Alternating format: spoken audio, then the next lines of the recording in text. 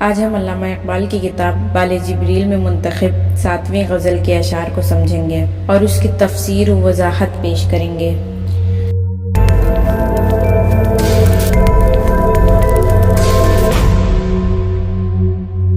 اس غزل کے ایک شعر کے لیے ہمارے ایک بھائی نے ڈیمانڈ کی تھی تشریح کرنے کے لیے، تو اس لائن کو ہم ذکر کرنا چاہیں گے۔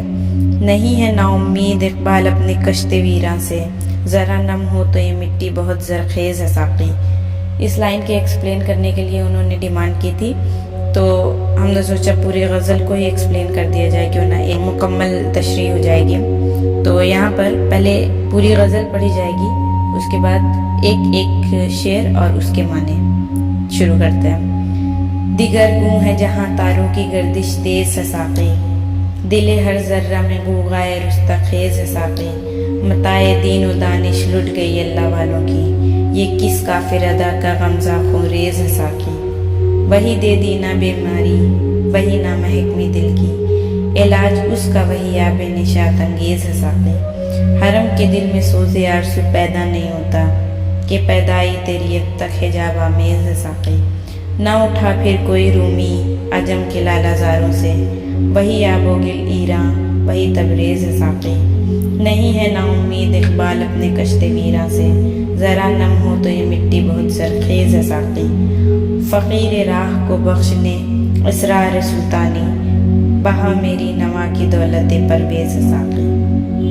بہت خوب۔ اس غزل کو سمجھنے کے لیے بہت ایفرٹ کی ضرورت نہیں ہے، کیونکہ بہت ہی عام فہم زبان میں موجود ہے۔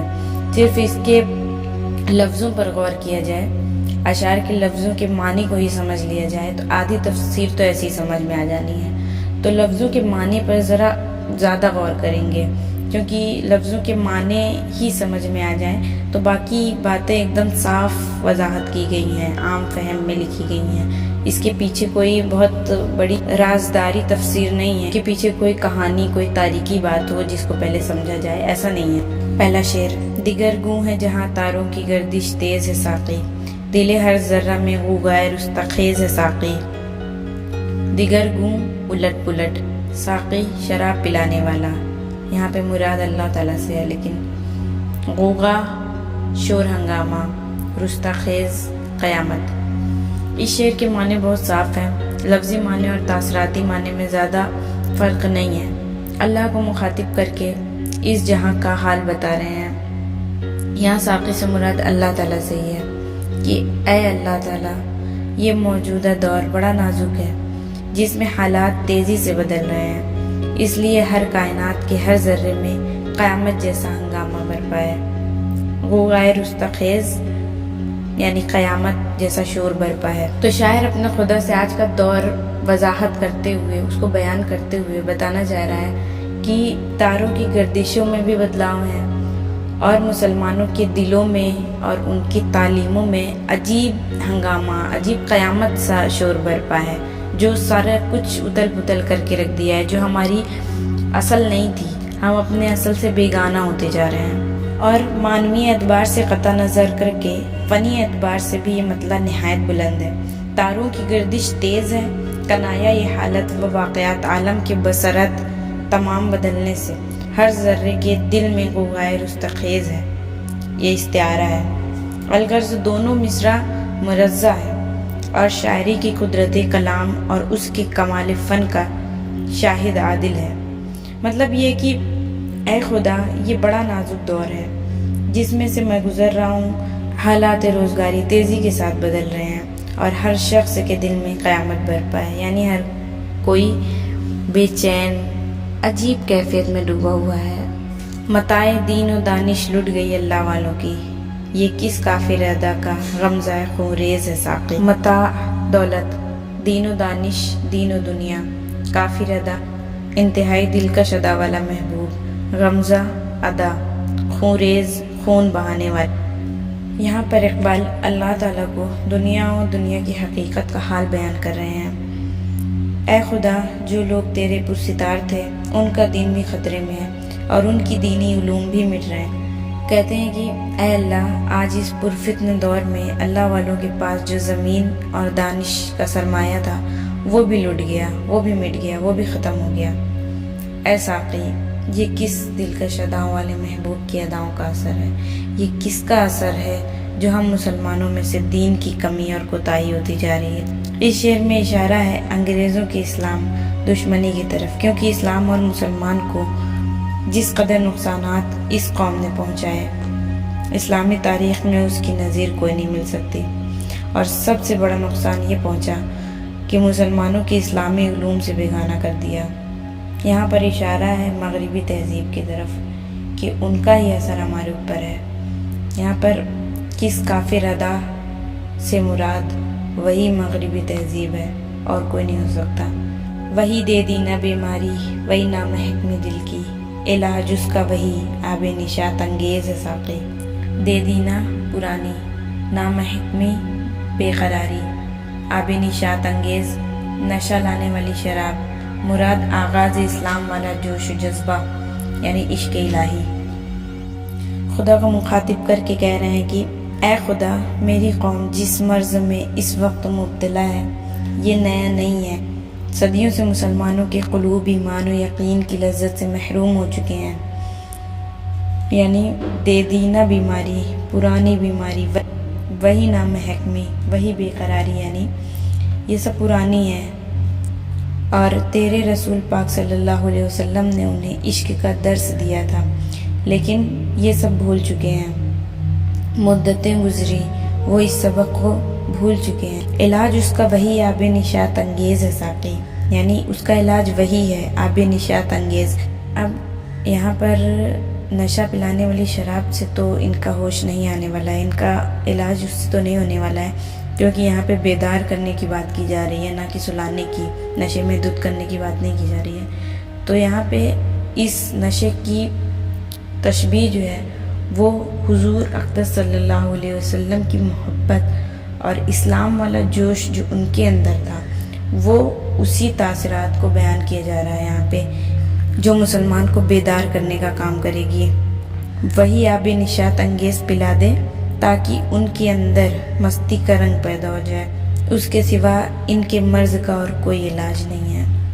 حرم کے دل میں سوز آرزو پیدا نہیں ہوتا کہ پیدائے تیری اب تک حجاب آمیز ہے ساقی۔ حرم ملت اسلامیہ، سوز آرزو اعلیٰ مقاصد کے حصول کا جذبہ، پیدائی ظاہر ہونا، حجاب آمیز پردے میں۔ اہل حرم یعنی مسلمان کے دلوں میں سوز آرزو کا جذبہ یعنی اعلیٰ مقاصد کے حصول کا جذبہ، دین و اسلام کا جذبہ، اپنے مقاصد کو جاننے اور اس پہ صحیح راستے پہ چلنے کا جذبہ ختم ہوتا جا رہا ہے۔ اے خدا، اس میں شک نہیں ہے کہ تیری ہستی کا ثبوت اس کائنات کی ہر شے سے مل سکتا ہے، تیرا جلوہ ہر جگہ موجود ہے، لیکن ثبوت کو سمجھنے اور جلوے کو دیکھنے کے لیے عقل اور نگاہ کی ضرورت ہے، اور میری قوم بہت عرصے سے ان دونوں قوتوں سے محروم ہو چکی ہے۔ اے اللہ، مسلمانوں کے دل میں سوز آرزو پیدا نہیں ہو سکتا، چونکہ ان کا نظریہ جس سے وہ دیکھ سکتے وہ قوت ختم ہوتی جا رہی ہے۔ اس لیے تجھ سے التجا کرتا ہوں کہ مسلمانوں کو عقل اور نگاہ کی دولت دے دے۔ مسلم امہ کے دل جذب و کیف سے خالی ہو چکے ہیں، حوصلہ اور بیداری کی قوت ناپید ہو چکی ہے۔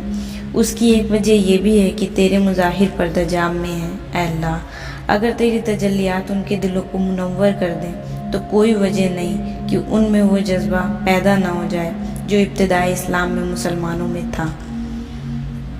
نہ اٹھا پھر کوئی رومی عجم کے لالہ زاروں سے، وہی آب و گل ایراں، وہی تبریز ہے ساقی۔ عجم غیر عرب علاقہ، لالہ زار پھولوں کا باغ، آب و گل ایراں ایران کے سرزمین، تبریز ایران کا شہر جہاں سے شمس تبریز کا تعلق تھا جو رومی کے استاد تھے۔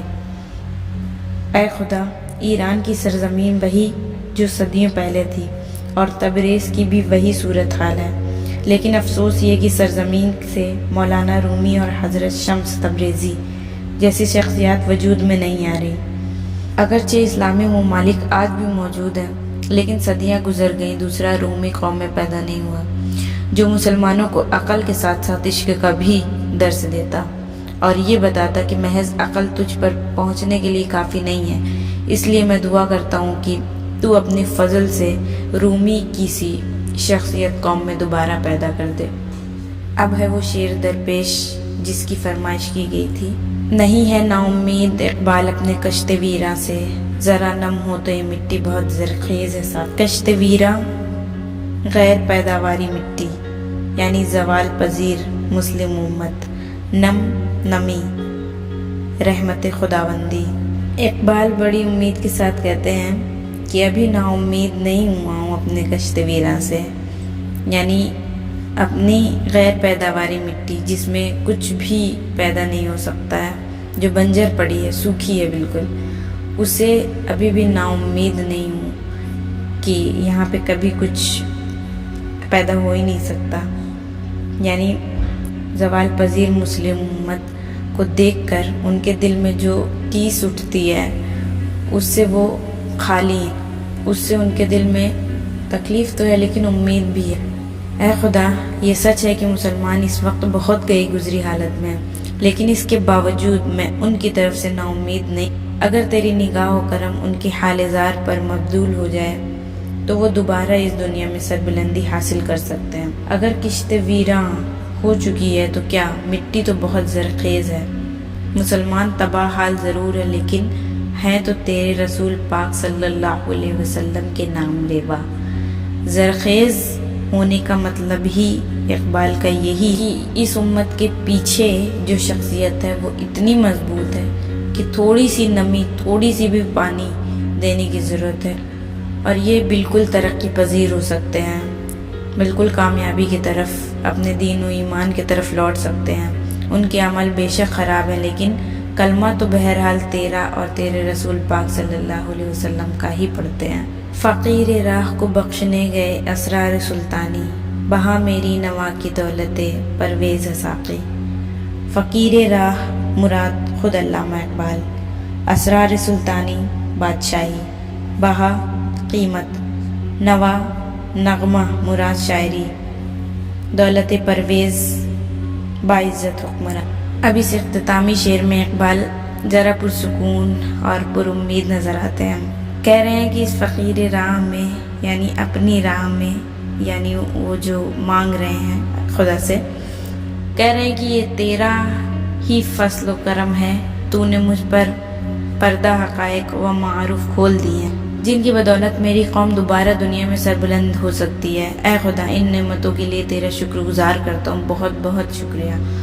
ان میں کوئی شک نہیں کہ میرا پیغام خسرو پرویز شاہ ایران کے خزانوں سے بھی بڑھ کر قیمت ہے۔ دوسرا مطلب یہ بھی ہو سکتا ہے کہ میرا کلام بلحاظ قدرت و قیمت بادشاہت سے کم نہیں ہے اور میری پیغام پر عمل کرنے سے قوم کی دولت پرویز حاصل ہو سکتی، یعنی مسلمان کی باعزت حکمرانی ہو سکتی ہے اگر قوم میری ان باتوں پر عمل کر لے۔ یعنی کہہ رہے ہیں کہ میری نوا کی دولت پرویز حسا، میری نوا یعنی میرے نغمے، میری شاعری جو ہے، ان کی بدولت، ان پہ غور و عمل کرنے کے بعد ہماری یہ امت باعزت حکمرانی کر سکتی ہے اور بہت آگے تک جا سکتی ہے۔ شکریہ۔ Please subscribe and share my video. Iqbal کے شعر و تشریح کو آسان بنانے کی اس مشن میں ہمارا ساتھ دینے کے لیے ہمیں سبسکرائب لازمی کریں اور بہت بہت شکریہ۔ Thanks for watching.